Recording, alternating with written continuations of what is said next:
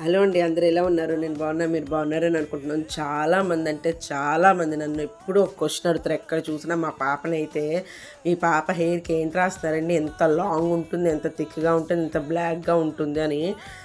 నిజంగా చెప్పాలంటే మా పాప హెయిర్ చాలా లాంగ్గా ఉంటుంది. చూసారా అండి, చిగుళ్ళు కొంచెం రఫ్గా అయిపోయాయి కదా. సో నేను ఈరోజు మా పాపకి హెయిర్ కేర్ ఏం తీసుకుంటున్నాను అన్నది అందరికీ చెప్తాను. బట్ పైన అయితే సిల్కీగా ఉంటుంది, ఎందుకంటే రిబ్బన్స్ వేస్తాను కదా, కర్ల్స్ వస్తాయి అనమాట.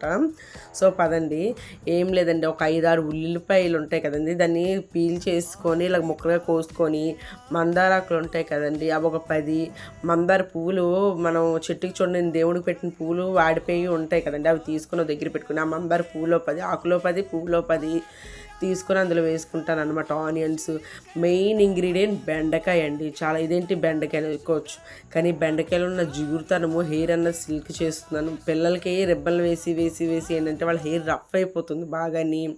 సో అది స్మూత్గా సిల్కీగా రావాలంటే కంపల్సరీ బెండకాయ యూస్ చేస్తాను నేనైతే. ఈ వీటిని శుభ్రంగా నీట్గా మిక్సీ అన్నది మెత్తగా ఆడించుకోవాలండి.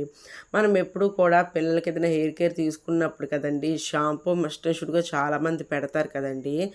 అన్నిట్లో నా సజెస్ట్ ఏంటి అంటే డవ్ షాంపూ యూస్ చేయండి, చాలా కొంచెం రిజల్ట్స్ వేరే కనిపిస్తాయి. సో నేను డవ్ అయితే యూస్ చేస్తాను. చూసారండి, మెత్తగా పేస్ట్ అయిన తర్వాత 2 టేబుల్ స్పూన్ కర్డ్, పుల్లటి పెరుగు అన్నదండి, పుల్లగా ఉండాలి పెరుగు. 2 టేబుల్ స్పూన్స్ వేసుకోవాలి పెరుగు అన్నదనమాట. పులుపు అయితే ఏంటైతే డాండ్రఫ్ అది రాకుండా ఉంటుంది పెరుగు వల్ల. సో నేను మస్ట్ షుడ్గా వేసుకుంటాను పెరుగు. పెరుగు కూడా కలిపేసుకొని మిక్సీ వేసుకున్న తర్వాత కొంచెం స్మెల్ మాత్రం కొంచెం చాలా చిరాకుగా ఉంటుంది స్మెల్, బట్ హెయిర్కి మాత్రం చాలా మంచిది.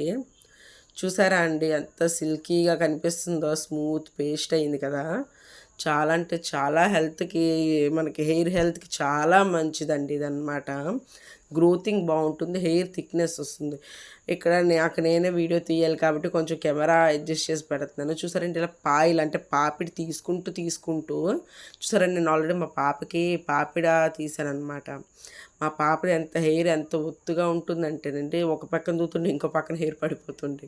చూసారండి, ఇలా కొంచెం కొంచెంగా చేతికి తీసుకొని స్కాల్ఫ్ మీదకి అంటుకునేటట్టుగా, పాపిడి మధ్యలోంచి జుట్టుకు కూడా అంటుకునేటట్టుగా పాముతూ రాయాలన్నమాట. మొత్తం స్ప్రెడ్ అవ్వాలి, మొత్తం స్కర్ల్ మొత్తం స్ప్రెడ్ అవ్వాలన్నమాట. నేను మీకు చూపిస్తాను, మొత్తం అంతా నేను స్ప్రెడ్ చేసుకొని చూపిస్తాను అనమాట. వీడియో కొంచెం నాకే కదండి తీయడం, కొంచెం అటు ఇటుగా అవుతుంది.